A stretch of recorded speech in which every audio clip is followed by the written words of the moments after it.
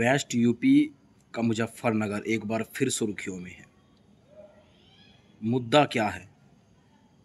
हिंदू नाम रखकर उसका ओनर मुस्लिम निकल रहे हैं या मुस्लिम निकलता है। 2024 में यशवीर महाराज ने एक अभियान चलाया। उन्होंने अभियान ये चलाया कि जितने भी कावड़ मार्ग में होटल आते हैं, ढाबे आते हैं, सभी के ओनर अपना असली नाम और स्टाफ में कौन कौन काम करता है उसका नाम डैशबोर्ड करे, यानी उसको फ्लैश करवाए और होटल का जो मालिक है वो अपना नाम खुलकर सामने लिखे कि वो हिंदू है या मुसलमान है और वो अपना व्यापार करे।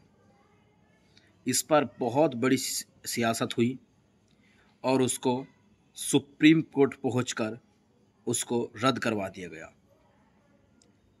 एक बार फिर यूपी में यही सियासत गरमाई है। मुजफ्फरनगर में पंडित जी नाम से एक ढाबा चल रहा था, जिसका मालिक अपने आप को गोपाल बताता था। जब आइडेंटिटी पहचानी गई तो मालिक मुस्लिम निकला और जो स्टाफ काम करता था होटल पर वो भी मुस्लिम ही निकला। अब इस पर सियासत शुरू हो गई है। लेकिन मैं एक बात कहूँगा, हो सकता है कुछ भाइयों को मेरी बात अटपटी लगे या कुछ को सही लगे, लेकिन मैं ये पूछना चाहता हूँ कि क्या केवल कावड़ के दिनों में ही हमारे इन हिंदूवादी संगठनों को याद आता है कि पश्चिमी यूपी के अंदर कितने मुस्लिम होटल हैं जो हिंदुओं के नाम से चल रहे हैं।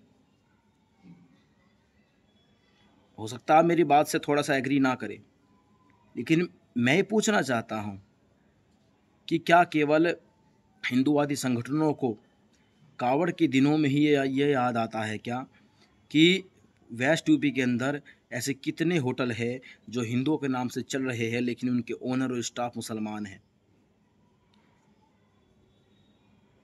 अब सनातन धर्म पर भी ओछी राजनीति शुरू हो चुकी है और हिंदुओं को डराकर धमकाकर, और अगर कहूँ तो डराकर ही, क्योंकि अगर आपने उनको डरा दिया तो आपको उनको धमकाने की आवश्यकता नहीं है।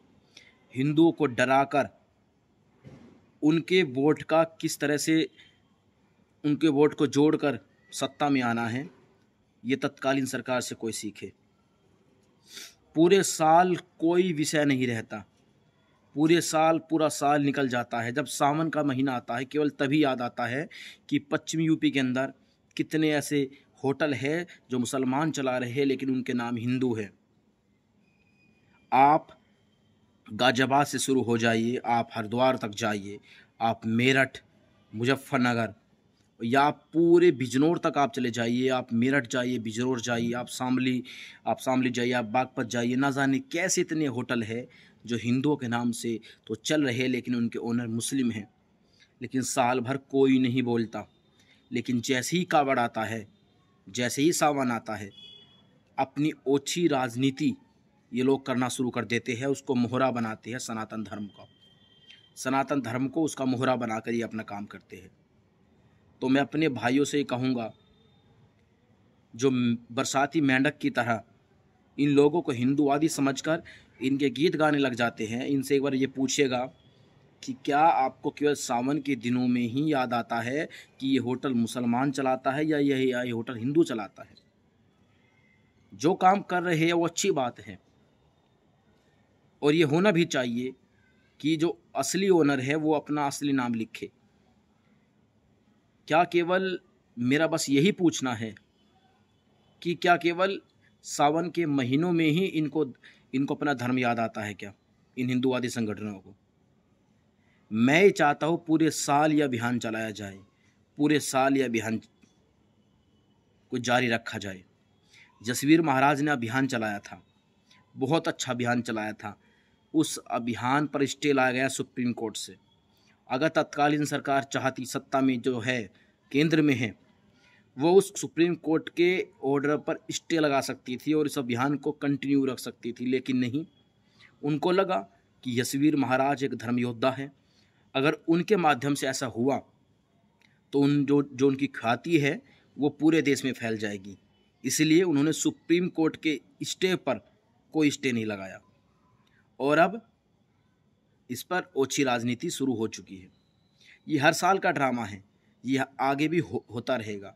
मैं अपने हिंदुवादी भाइयों से ये कहूँगा कि वे सच को पहचाने और बरसाती मेंढक की तरह ना कूदे, और वे ये मांग करें कि ये अभियान केवल सावन के महीनों में ना हो, ये पूरे साल कंटिन्यू चलाया जाए, पूरे साल कंटिन्यू ही इसको जारी रखा जाए।